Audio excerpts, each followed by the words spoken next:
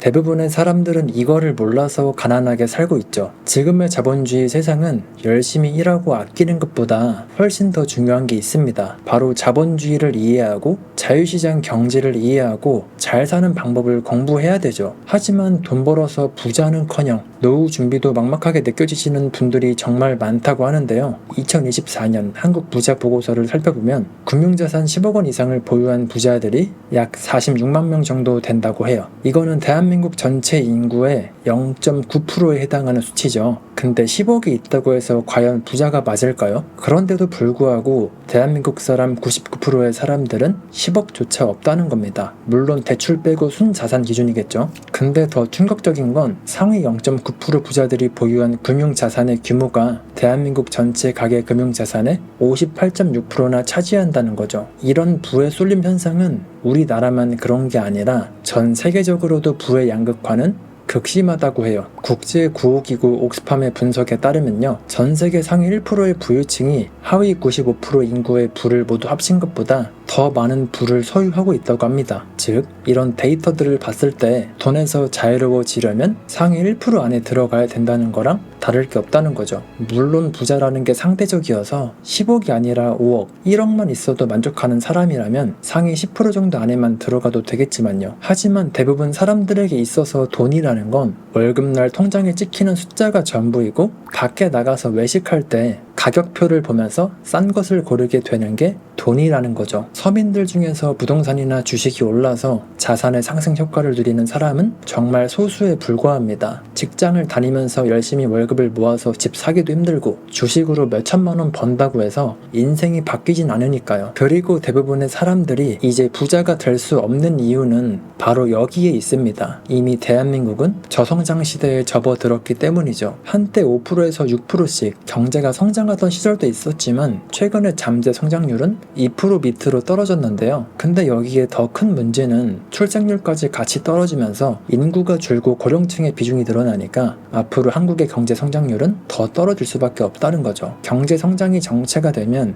임금 상승률도 물가 상승률만큼 따라갈 수가 없고, 설령 물가 상승률만큼 월급이 올라준다고 해도요, 실질 구매력은 동결이거나 오히려 감소하기 때문에 근로소득으로 부자가 되는 시대는 몇 년 전부터 끝났다는 겁니다. 만약에 열심히 일해서 돈 버는 시대에 자산을 잘 축적해 놓은 집안들은 근로소득 말고도 자본소득이 있기 때문에 계속해서 더 잘 살게 되고요. 반대로 자산이 없는 집안들은 자본소득이 없이 근로소득만으로 먹고 살기 때문에 계속해서 더 못 살게 될 수밖에 없는 시스템이 현재 상황이라는 거죠. 즉, 부자 집안에서 태어난 사람들은 시작부터 유리한 출발선에서 시작하겠지만 말 그대로 흑수저 집안에서 태어난 사람들은 불리한 환경에서부터 시작하게 됩니다. 실제로 통계청 자료를 살펴보면요, 지금 대한민국 사회는 계층의 고착화 현상이 드러난다고 하는데요. 쉽게 말해서 조선시대 이후로 계급제가 폐지가 된 것처럼 보이지만 눈에 보이지 않게 계급이 나눠져 있고, 그 계급들이 계속해서 대물림이 되고 있다는 거죠. 2021년 기준으로 소득 상위 20% 계층에 속했던 사람들의 86%는 다음 해에도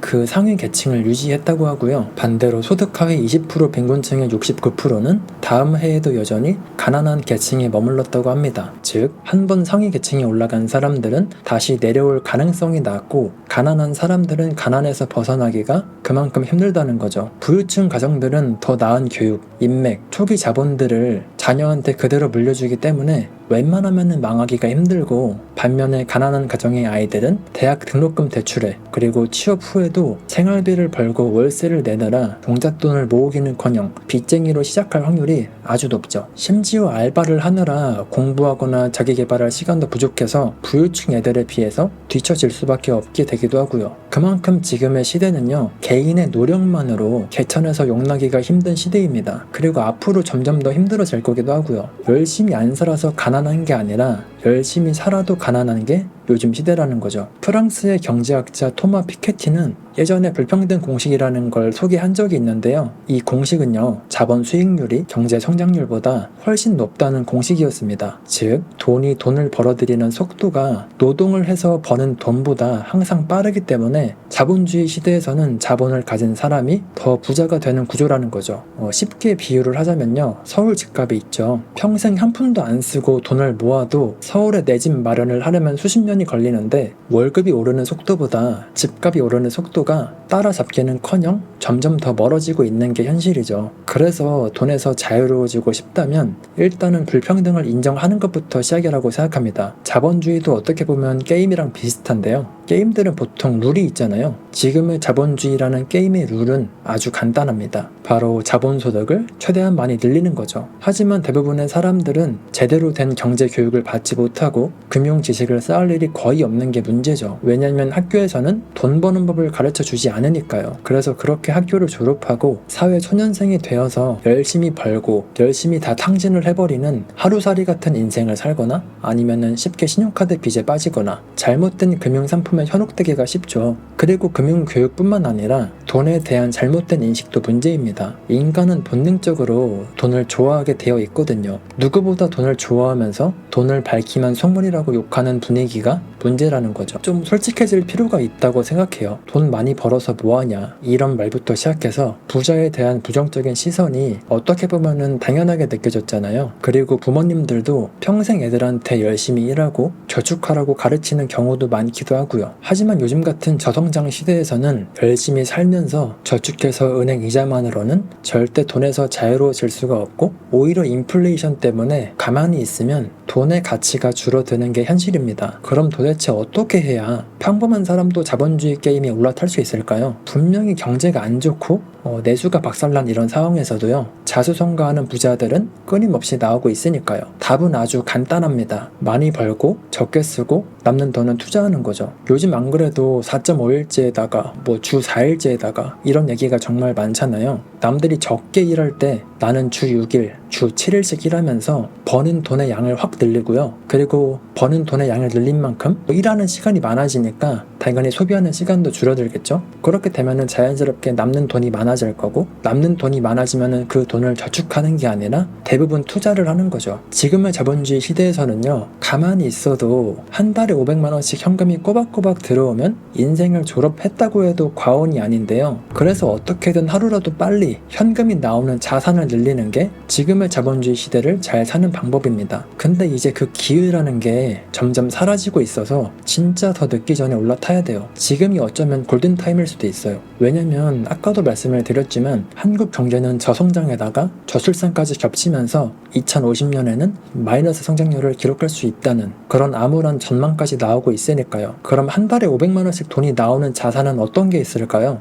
보통은 월세를 받거나 주식 배당금을 받는 경우죠. 월세 같은 경우에는 강남이나 용산에 있는 고급 주택들이 월세가 500만 원이 넘는다고 하더라고요. 이런 매물들이 평균적으로 30억대라고 하니까 수익률로 계산을 해보면은 1.5% 정도 되고 아니면은 오피스텔이나 빌라 여러 채를 운영을 하면은 매매 차익을 기대하기는 어렵겠지만 현금 흐름만 생각을 했을 때는 훨씬 적은 돈이 필요하긴 하겠죠. 그리고 배당주 같은 경우에는요 3%씩 월배당을 받는다고 치면 20억 정도가 있으면은 한 달에 500만 원씩 받을 수가 있는데요. 근데 여기에 배당소득세랑 이것저것 생각을 하면은 더 많은 돈이 필요하긴 하겠죠. 하지만 월급이 오르는 속도보다 물가가 오르는 속도, 즉 실질 구매력이 떨어지는 속도가 훨씬 더 빠르기 때문에 지금 시기에는요 한 가지 직업만 가지고 월에 500만 원씩 나오는 자산을 만드는 건요 거의 불가능에 가까워요. 물론 전문직이나 대기업을 다니시는 분들은 가능할 수도 있겠지만 평범하게 월에 200만 원에서 300만 원씩 받는 사람들은 생활비 쓰고 이것저것 하고 나면은 월에 100만 원도 남기기가 쉽지 않잖아요. 그래서 초반에는 무조건 부업을 하거나 이직을 해서 더 높은 연봉을 받는 직장으로 가거나 하루라도 젊을 때 자본주의 게임에 참가할 수 있는 최소한의 시드를 만드는 게 진짜 중요한 거죠. 만약에 30년 전에 월에 300만 원씩 벌면은 집 사고 결혼하고 살 수 있었는데 지금은 어때요? 나 혼자 먹고 살기도 진짜 힘들잖아요. 그래서 그때처럼 고성장 시대가 아니라 저성장 시대에 살고 있는 지금은요 근로소득은 먹고 살 수 있는 수단에 불과하고 어떻게든 버는 돈의 양을 늘려서 자본소득을 만들어야 된다는 겁니다. 지금 영상을 보시는 분들은 다들 아시는 내용일 거라고 생각해요. 사실 제가 예전에는 이런 돈 이야기하는 영상들을 자주 업로드했었거든요. 그래서 가끔씩은